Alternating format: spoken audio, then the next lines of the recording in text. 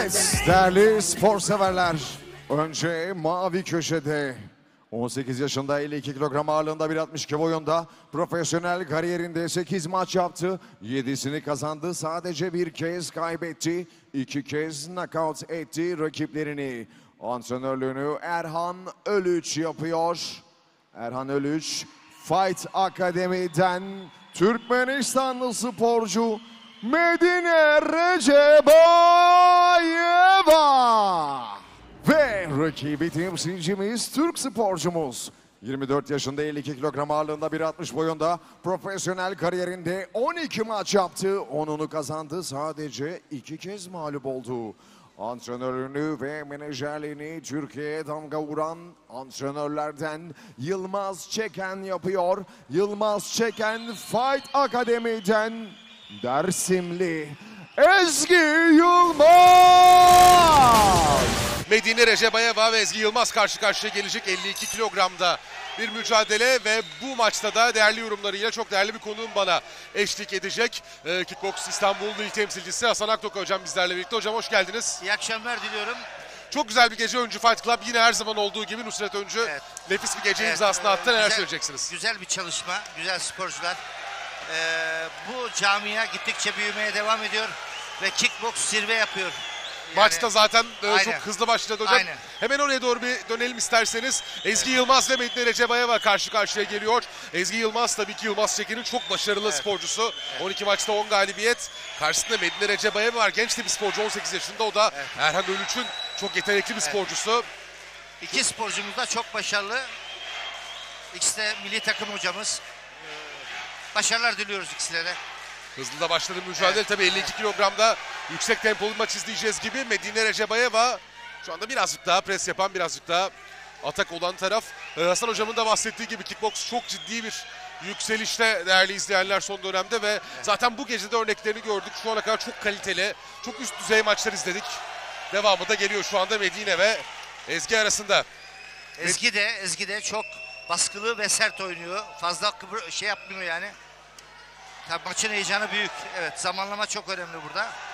Medine biraz daha baskı yaparak, biraz daha rakibin üstüne giderek başlamak istiyor ama tabii ki maç boyunca, maçın tamamında bunu sürdürebilecek mi önemli. Ezgi Yılmaz çok tecrübeli hem kickboksta hem Muay Thai'de, Avrupa'da, dünyada başarılı iletişim bir sporcu. Tabii. Medine de başarılı bir sporcu. Ne diyoruz? Kadına şiddete hayır diyoruz. Evet.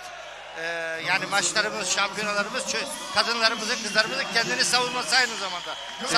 Sadece maç değil yani. Kesinlikle öyle. Zaten bütün kadın sporcularımızın bütün dövüş sporlarındaki son dönemdeki başarıları gerek boksta olsun, gerek kickboksta, Muay Thai'de olsun hepimizin hakikaten çok gururlandığı başarılar oluyorlar. Aynı zamanda giderek çoğalan, herkesin yaptığı bir spor haline geldi kickboks. Kesinlikle öyle. Herkesi de aslında kickboks salonlarına kickboks yapmaya davet ediyoruz. Annelerin, babaların da kız çocuklarına özellikle gönül rahatlığıyla gönderebilecekleri ve çok önemli şeyler öğrenecekleri bir spordan bahsediyoruz asla burada. Asla asla tacize uğramazlar. Asla asla kimseye eyvallah etmezler. Özgüven çok önemli. Kendini savunabilmek, kendini ifade edebilmenin bir yolu da kickboks diyoruz. Nusret Öncü hocama ve sizlere emeklerinizden dolayı da teşekkür ediyoruz ayrıca. Biz çok teşekkür ediyoruz sizlere Hasan hocam. Olsun. Bu camiada hepimiz bir aileyiz. Hepimiz farklı işler yapıyoruz ama amacımız aynı. Kesinlikle öyle. Amacımız kickboksu en tepeye taşımak. Evet. Aynı zamanda çocuklarımızın, gençlerimizin kendilerini savunabilmesi. Evet. Tabii ki bu sporun yaygınlaşmasıyla birlikte. İlk roundun yavaş yavaş sonuna geliyoruz. Medine Recebayeva ve Ezgi Yılmaz karşılaşmasında tempolu güzel bir ilk roundla başladık. Hakan Bahçetepe başkanımıza teşekkür ediyoruz. Hakikaten onlar da bizi Gazi Osman Paşa'da çok güzel bir şekilde ağırlıyorlar. Ve ikinci rounda başladık. Tutarak bir diz attı Ezgi. Birazcık Muay Thai alışkanlığı bu. Hemen uyarı geldi. Evet, maçın hakemi Seda Hilal Taşdemir. O da ulusal hakemlerimizden, milli hakemlerimizden. Tabii.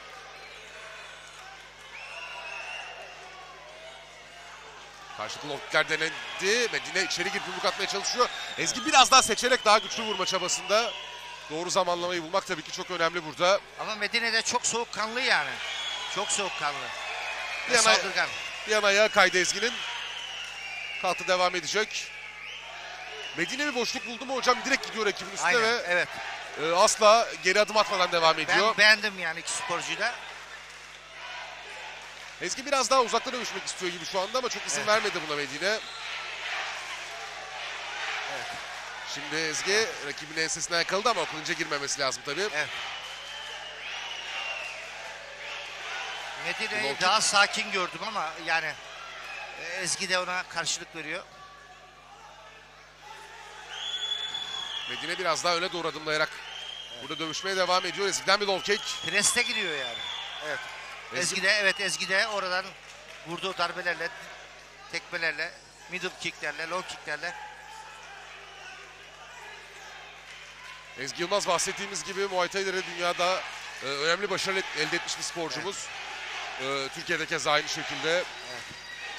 Biraz ama Medine biraz üstünlüğü ele almış gibi sanki. evet, presiyle şu anda bir adım önde. Evet. Biraz Ezgi hocam içgüdüsel olarak enseden bir tutmak istiyor. Belki Evet. Muay Thai alışkanlığı orada. Yok, O da çok doğal. Biraz yoruldu gibi, bak çeneye de bir darbe aldı şu anda.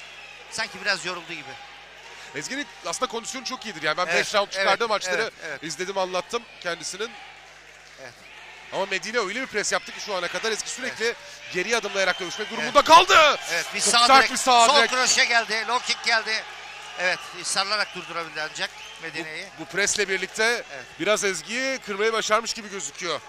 Medine Recebayeva çok Ama, ciddi bir pres. ama sonuç Ezgi de almaya başladı. tecrübesiyle belki bir sağ kroşe geldi. Çok sert bir sağ kroşe Medine, isabeti. Evet. Medine şimdi gitti üstüne rakibinin Ezgi. Kurtuldu ondan ve boşluk buldu ama kendi tetiği çekemiyor çok fazla. Ezgi'den fena olmayan bir kombinasyon. Middle kick de vardı içinde. Ama round'un en net darbeleri şu ana kadar Medine'den geldi. Evet.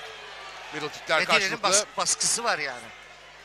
Ve baskı yorulmadı yapar. hocam. Yok iyi çalışmış. Hocası iyi çalıştırmış demek ki. İkinci roundun sonuna doğru geleceğiz.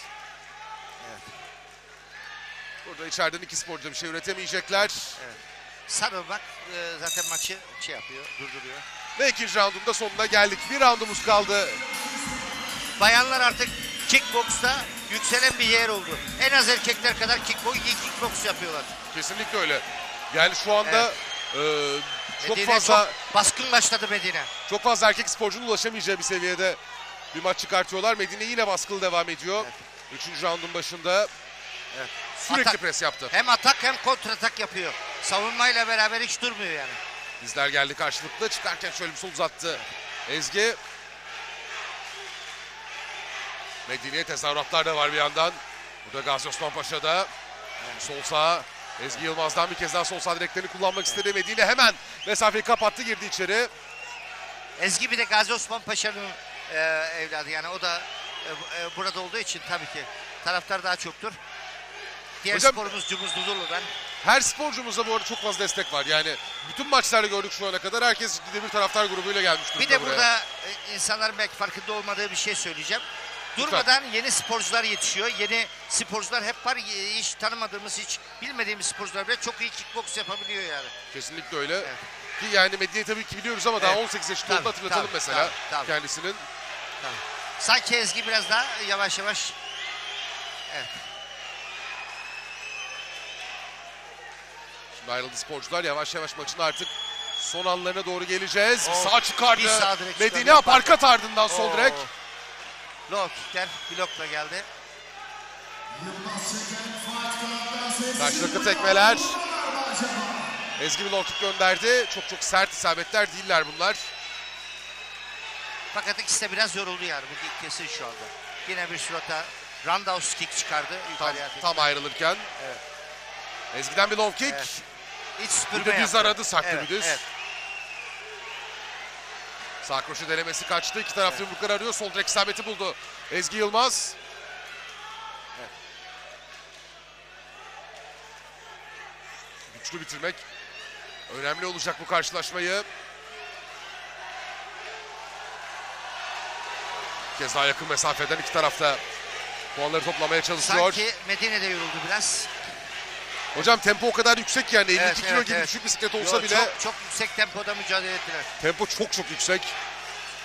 Hocalar da oradan yüksek performansla sporcularına atak yapmalarını söylüyorlar. Evet, aynı şekilde yine sporcu destekçileri, taraftarlar da yine büyük bir tezahürat gösteriyor. Middle kick, low kick'le karşılıklar Medine'den. Kombinasyonu dize bağlamak istedi Ezgi Yılmaz. Şimdi Medine'den bir diz var, çıkarken de bir sağ uzattı. Hocam bir de 52 kilo çok zor bisiklet gerçekten kadınlarda. Tabii, çok hızlı. Erkeklerde de kadınlarda da. Hızlı bisiklet. Son 10 saniye işareti gelmişti ve şimdi mücadelemizin de sonuna geliyoruz. Ve resmi olarak sonuç artık elimde değerli spor severler. Hakemlerimizin izlemiş olduğunuz mücadeleyi 3-0'lık skor kararı var. Ve izlediğiniz mücadeleyi sayı ile kazandığını beyan ediyorlar. Acaba hangi köşe? Değerli spor severler, izlediğiniz mücadeleyi kazanmayı bildi. Mavi köşe Medine Recabayeva. Sayın Yılmaz Durmuş beyefendi takdim ediyor Türkmenistanlı sporcumuzun kupasını ve yine Sayın Şenol Karadoğan beyefendi takdim ediyor bir diğer sporcumuzun kupasını. İşte o hatıra fotoğrafına giriyoruz hep birlikte.